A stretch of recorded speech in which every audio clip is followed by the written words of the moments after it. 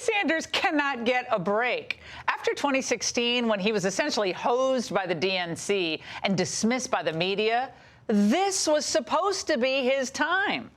Then in Iowa, despite getting the most votes, he ended up with fewer delegates than Pete Buttigieg, giving the former mayor a rosy press narrative going into New Hampshire. But even when Bernie pulled out a clear victory in New Hampshire, it's still not even treated like a win. The big winner last night could be Mayor Bloomberg. Buttigieg and Klobuchar and Biden split the moderate vote, with their combined percentage overwhelming that of Sanders. We've got two moderate candidates who come out of this in very strong shape tonight.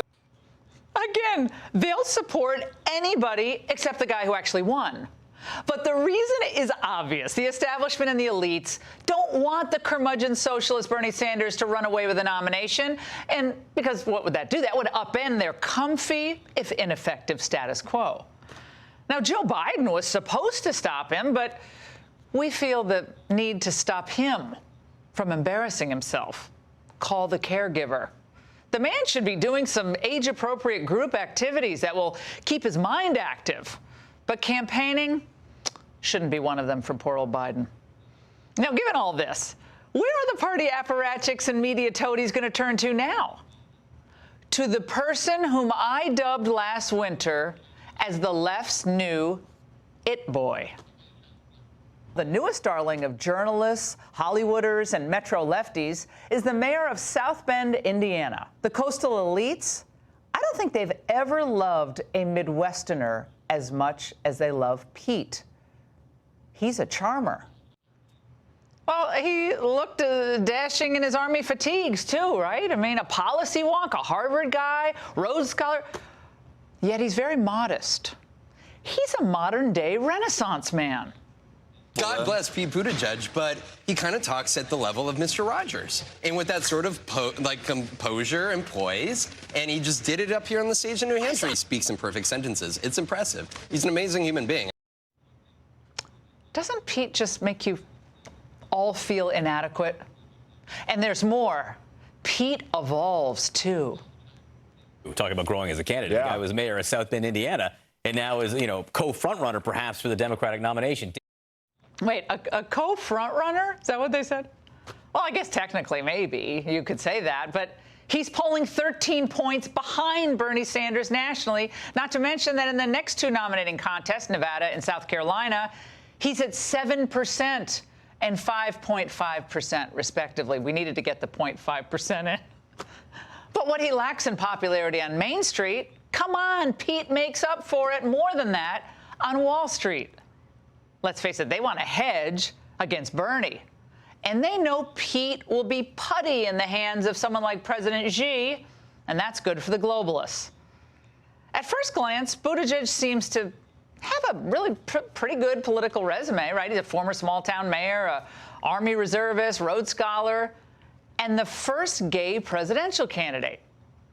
But while he may be a first, like Obama had both charisma and at least he had been a senator.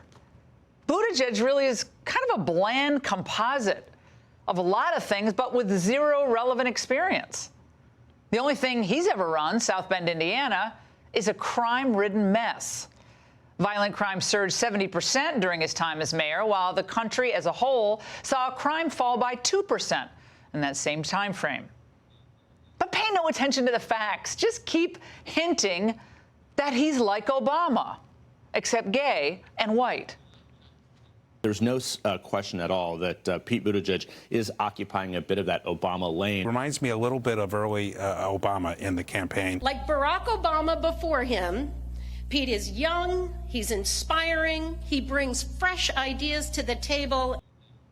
Well, unlike Obama, who could inspire with his supporters with soaring rhetoric, remember that 2004 DNC speech, and grand idealism, when Buttigieg tries to make profound statements, he just ends up sounding like an idiot. It is time to walk away from the politics of the past and towards something totally different. By this time, it's not just about winning an election. It's about winning an era. The shape of our democracy is the issue that affects every other issue. That taking out a bad guy is not a good idea if you do not know what you were doing. Wow. Deep. For self-absorbed liberals, Buttigieg, though, is kind of like an ink splotch. He's a Rorschach test. They read into him what they want to see, even if it's not there. Their seething hatred of all things Trump has turned otherwise reasonably intelligent Democrats into puddles of goo, looking for their next crush. But like all shallow crushes, this one, too, will end up disappointing once you get past the butterflies. And that's The Angle.